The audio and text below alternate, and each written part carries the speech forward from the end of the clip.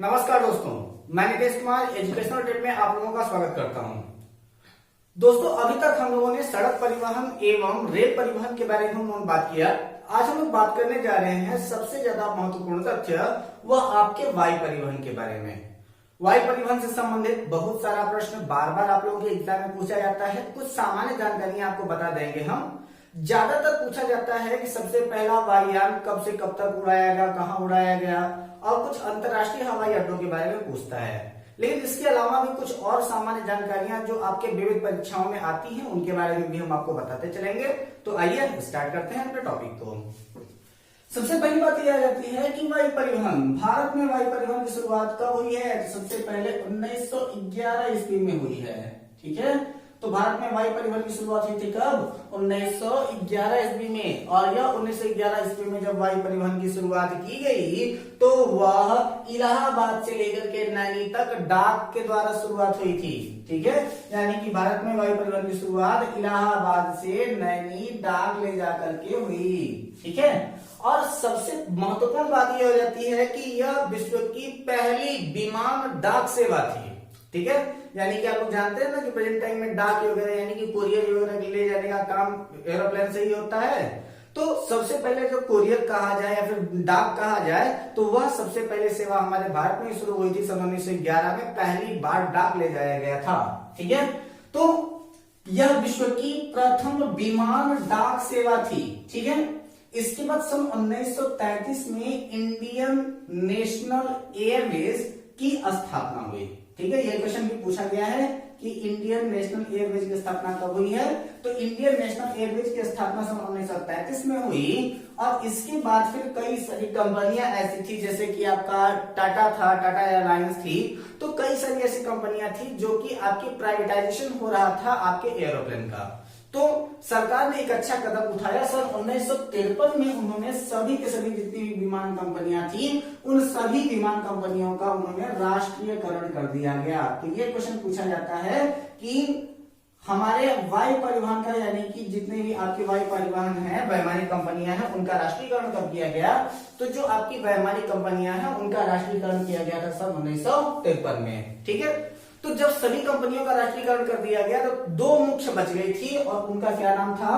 तो एक है आपका भारतीय विमान निगम, जिसको हम लोग कहते हैं इंडियन एयरलाइंस, और दूसरा है आपका एयर इंडिया।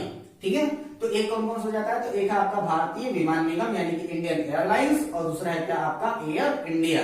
यही दो बच गए थे, जिनमें से जो आपका इंडियन एयरलाइंस है वह उस समय में डोमेस्टिक सेवा देता था, यानी कि घरेलू सेवा देता था, और जो एयर इंडिया है वह इंटरनेशनल सेवा देता है। फिर बाद में सन 2007 में ऐसा हुआ कि ये जो आपका इंडियन एयरलाइंस है और इंडियन एयर इंडिया, इन दोनों का आपस में विलय कर दिया गया, और इनकी विलय कर देने के बाद केवल एक बचा, जिसको हम लोग कहते हैं एयर इंडिया के नाम से जानते हैं। तो आइए बात करते हैं आगे। तो भारतीय विमान निगम, भारतीय विमान निगम यानी कि जो आपकी इंडियन एयरलाइंस है वह देश के आंतरिक भागों के अतिरिक्त, यानी कि घरेलू सेवा तो देती है, यानी कि डोमेस्टिक सर्विस तो देती ही देती है। इसके अलावा और कहां कहां पर सेवा देती है? तो हमारे भारत देश के समीपवर्ती जो देश हैं, कौन कौन से? नेपाल, पाकिस्तान, श्रीलंका, बांग्लादेश, मालदीव, म्यांमार, अफगानिस्तान, इन सारे देशों में सेवा उपलब्ध कराने का कार्य किसका होता है? तो वह आपके इंडियन एयरलाइंस का होता है। और एयर इंडिया क्या करती है कि वह विदेश सेवा देती है, यानी कि अमेरिका जाना हो, जापान जाना हो, चीन जाना हो, ब्रिटेन जाना हो, यूक्रेन जाना हो, तो उसके लिए क्या हो जाएगा? आपका एयर इंडिया आपको सपोर्ट देगी, यानी कि एयर इंडिया वह सेवा देगी। ठीक है, सन 1981 में देश में घरेलू उड़ान के लिए वायुदूत नामक तीसरे निगम की स्थापना की गई थी। ठीक है, तो यह भी क्वेश्चन इंपॉर्टेंट बन जाएगा कि सन 1981 में हुआ क्या कि एक तीसरा निगम भी बनाया गया, और वह तीसरा निगम कौन सा था? तो आपका वायुदूत था। लेकिन फिर बाद में हुआ क्या कि उसका विलय जो था वह आपके भारतीय विमान निगम यानी कि इंडियन एयरलाइंस में कर दिया गया। यानी कि जो आपका वायुदूत था वो ज्यादा देर तक नहीं चला, थोड़े ही दिनों के बाद उसका क्या हुआ? तो उसका विलय कर दिया गया। ठीक, अब बात करते हैं यहां पर कि 24 अगस्त सन 2007 को सार्वजनिक क्षेत्र की विमानन कंपनियां एयर इंडिया एवं भारतीय विमान निगम यानी कि इंडियन एयरलाइंस का विलय हो गया। अभी जिसके बारे में मैंने बताया था 2007 वाली घटना, ठीक है। तो सन 2007 में यानी कि 24 अगस्त सन 2007 को सार्वजनिक क्षेत्र की विमानन कंपनियां, जिसको हम लोग क्या कहते हैं, एयर इंडिया और इंडियन एयरलाइंस यानी कि भारतीय विमान निगम, इनका विलय हो गया, ठीक है। और यह दोनों कंपनियां अब national aviation company of India limited के नाम से जानी जाती है। आपको पता है एविस, एविस का मतलब होता है पक्षी, पक्षी क्या होते हैं, उड़ने वाले होते हैं ना, तो उसी के अकॉर्डिंग इसका नाम रखा गया है क्या, आपका national aviation company of India limited, ठीक है। तो इसको लोग क्या कहते हैं, national aviation company of India limited, ठीक, के नाम से कार्यरत हो गई। और इसके ब्रांड का नाम जो था वह, उसके ब्रांड का नाम क्या रह गया, आपकी एयर इंडिया रह गया। तो इसके ब्रांड का क्या नाम है, तो इसके ब्रांड का नाम है एयर इंडिया, ठीक। अब अगर हम बात करें कि एयर इंडिया का मुख्यालय कहां पर है, तो एयर इंडिया का मुख्यालय कहां है, आपका नई दिल्ली में है। तो अब बात यह आती है कि आखिर आपके एयर इंडिया का मुख्यालय कहां पर है, तो एयर इंडिया का मुख्यालय जो है वो आपके नई दिल्ली में है। और इसका निगमित कार्यालय जो आपके इंडियन एयरलाइंस का भी मुख्यालय था, तो वह आपका कहां पर है, तो आपके मुंबई में है, ठीक है। इसका शुभंकर क्या है, यानी कि जिसको हम लोग कहते हैं मॉस्कॉट, मॉस्कॉट क्या है, इसका मॉस्कॉट है महाराजा, ठीक है। तो हमारे इंडियन ये एयर इंडिया का मॉस्कॉट क्या है, तो एयर इंडिया का मॉस्कॉट है महाराजा। और इसका प्रतीक चिन्ह क्या है, ये क्वेश्चन बहुत ही ज्यादा इंपॉर्टेंट, बार बार पूछा गया क्वेश्चन है कि आपकी एयर इंडिया का प्रतीक चिन्ह क्या है, यानी कि इसका लोगो क्या है, तो इसका लोगो है उड़ते हुए हंस में नारंगी रंग का कोणार्क चिन्ह। आप लोग ध्यान देंगे तो यह आपको हर एरोप्लेन पर आपको जरूर दिखाई देगा। जो भी आपकी जितनी भी आपकी एयर इंडिया के प्लेन्स होंगी, उन सभी एयर इंडिया के प्लेन्स पर ये चीज दिखाई देगा, क्या, उड़ते हुए हंस में नारंगी रंग का कोणार्क चक्र। भारतीय विमानपत्तन प्राधिकरण का गठन 1 अप्रैल 1995 को हुआ। अब यहाँ पर सबसे ज्यादा इंपॉर्टेंट बात यह आ जाती है कि ये आपका भारतीय विमानपत्तन प्राधिकरण क्या है। तो ये जो आपका भारतीय विमानपत्तन प्राधिकरण है वह आपके एयरपोर्ट अथॉरिटी को देखता है, ठीक है। तो वहां पर क्या है, तो भारतीय विमानपत्तन प्राधिकरण 1 अप्रैल 1995 को किया गया था। प्राधिकरण देश में अंतरराष्ट्रीय हवाई अड्डे एवं घरेलू हवाई अड्डे के साथ साथ जो लोग, कुछ लोगों के पास पर्सनल जेट होते हैं ना, उन पर्सनल जेट के लिए भी जो हवाई अड्डे का व्यवस्था होता है वह आपका भारतीय विमानपत्तन प्राधिकरण ही देखता है, ठीक है। तो कौन कुछ किसको देखता है, वो तो अंतरराष्ट्रीय हवाई अड्डे और इसके बाद फिर घरेलू हवाई अड्डे और नागरिक विमान टर्मिनल का प्रबंध करता है, ठीक। ये तो आपके इंपॉर्टेंट बातें हो गई। अब एक एक लाइन की बातें जो कभी कभी एग्जाम में पूछ दी जाती है, ज्यादातर पूछी नहीं जाती है लेकिन कभी कभी पूछ दी जाती है, तो उनको मैंने यहाँ पर लिख दिया है आपके लिए कि सन 1987 में सबसे पहली बार हेलीकॉप्टर सेवा प्रारंभ की गई थी, जिसका नाम था पवन हंस हेलीकॉप्टर सेवा, ठीक है। यह भी क्वेश्चन इंपॉर्टेंट पूछा भी गया क्वेश्चन है कि पवन हंस हेलीकॉप्टर सेवा कब प्रारंभ की गई, तो सन 1987 में की गई है, ठीक है। इसके बाद इंटरनेशनल एयरपोर्ट अथॉरिटी की स्थापना कब हुई, तो इंटरनेशनल एयरपोर्ट अथॉरिटी की स्थापना हुई है कब, सन 1986 में। सन 1986 में इंटरनेशनल एयरपोर्ट अथॉरिटी की स्थापना की गई। इसके बाद फिर सन 1932 में टाटा एयरलाइंस की स्थापना हुई है और ये सबसे पहली एक प्राइवेट कंपनी थी जिसने वायुयान का संचालन प्रारंभ किया था। तो सन 1932 में टाटा एयरलाइंस की स्थापना हुई थी। फिर बाद में किया गया कि काफी दिनों तक जब ये चलते रहे तो इनके द्वारा करते 1953 में कई सारी कंपनियां बन गई थी जिनका राष्ट्रीयकरण कर दिया गया था, ठीक है। अब हम बात करते हैं कुछ प्रमुख अंतरराष्ट्रीय हवाई अड्डों की और वह किस स्थानों पर हैं जिसके बारे में प्रश्न पूछा जाता है। तो यहां पर हम लोग सिर्फ नाम लिखा है मैंने, तो उसके बाद में अगर आप लोगों को नोट करना होगा तो लास्ट में आप लोग अंतरराष्ट्रीय हवाई अड्डे जरूर लिख देंगे, ठीक है।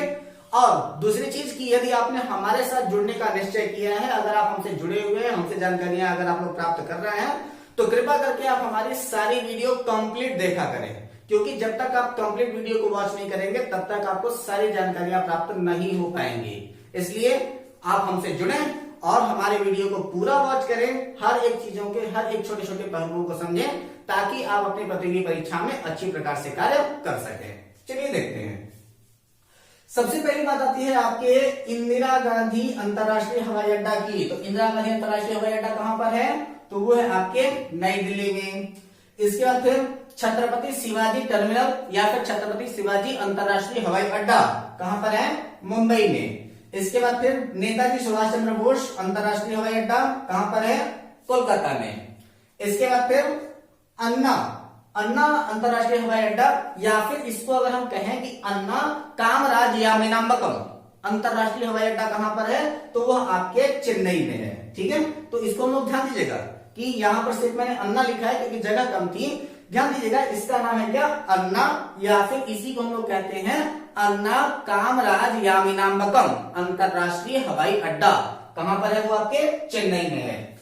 इसके बाद बाबा साहब अम्बेडकर अंतरराष्ट्रीय हवाई अड्डा कहां पे है? नागपुर में। इसके बाद फिर सरदार वल्लभ भाई पटेल अंतरराष्ट्रीय हवाई अड्डा कहां है?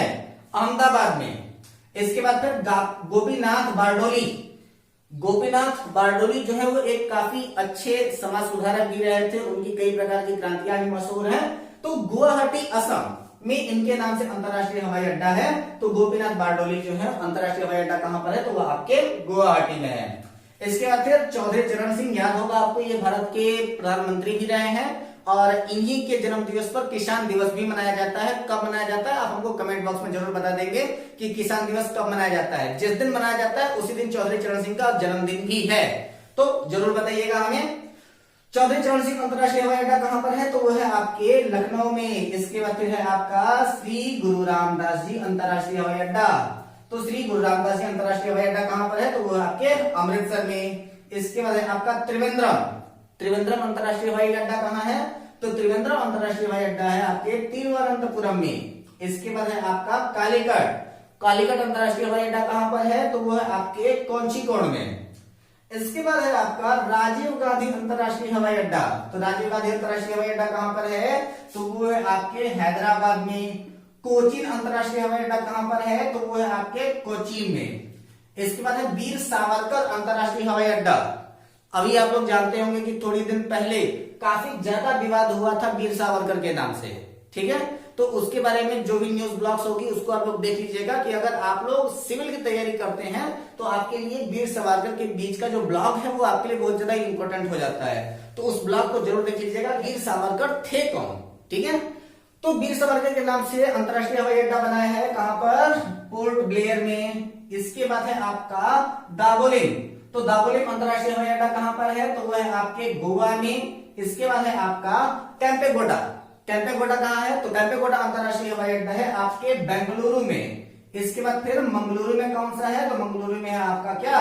मंगलुरु में है आपका मंगलुरु अंतरराष्ट्रीय हवाई अड्डा। तो मंगलुरु अंतरराष्ट्रीय हवाई अड्डा कहां पर है? तो आपके मंगलुरु में है। ठीक, इसके बाद है आपका देवी अहिल्याबाई होलकर अंतरराष्ट्रीय हवाई अड्डा कहां पर है? तो देवी अहिल्याबाई अंतरराष्ट्रीय हवाई अड्डा वो है आपके इंदौर में। इसके बाद फिर जयपुर वाले अंतरराष्ट्रीय हवाई अड्डा का नाम जयपुर नहीं बल्कि राजाशाही है। ठीक है, तो राजाशाही अंतरराष्ट्रीय हवाई अड्डा या फिर जयपुर अंतरराष्ट्रीय हवाई अड्डा कहां पर है? तो वो है आपके जयपुर में। इसके बाद है आपका कोयम्बटूर अंतरराष्ट्रीय हवाई अड्डा कहां पर है? तो वो है आपके कोयम्बटूर में। इसके बाद फिर है तिरुचिरापल्ली अंतरराष्ट्रीय हवाई अड्डा कहां पर है?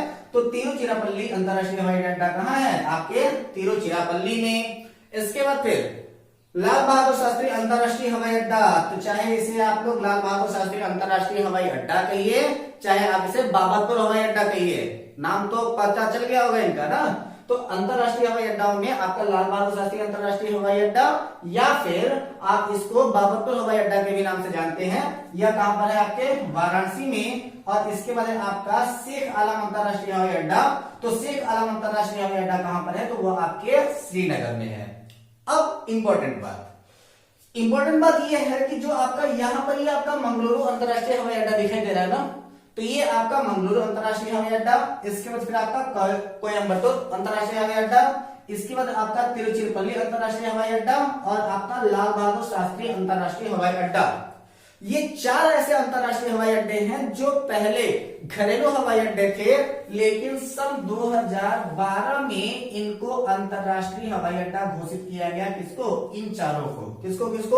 मंगलुरु अंतरराष्ट्रीय हवाई अड्डा को और कोयम्बटूर अंतर्राष्ट्रीय हवाई अड्डा को, तिरुचिरापल्ली अंतर्राष्ट्रीय हवाई अड्डा को और लाल बहादुर शास्त्री अंतर्राष्ट्रीय हवाई अड्डा को सन 2012 में अंतर्राष्ट्रीय हवाई अड्डा घोषित किया गया या फिर उनको अंतर्राष्ट्रीय हवाई अड्डा की मान्यता दी गई है। हम आशा करते हैं आपको हमारे द्वारा दी गई यह जानकारी आपको पसंद आई होगी, और अगर आपको हमारी यह वीडियो पसंद आई हो तो आपको जो करना है आपको पता ही है कि हमारे इस वीडियो को सबसे पहले लाइक करें, हमारे इस चैनल को सब्सक्राइब करके बेल आइकन जरूर दबा दें ताकि हमारे हर एक वीडियो की नोटिफिकेशन आपको सबसे पहले मिलती रहे। वीडियो को पूरा देखें, अपनी राय हमारे कमेंट बॉक्स में जरूर दें प्लीज, क्योंकि आपकी कमेंट के ही द्वारा हम अपनी वीडियो की क्वालिटी में या फिर जो भी हमारी समस्या होंगी उसको हम सुधार सकते हैं। घर पे रहिए, इस महामारी से बच के रहिए, अपना और अपनों का ख्याल रखिए। All the best, take care, जय हिंद। मिलते हैं अपने अगले वीडियो में। नमस्कार।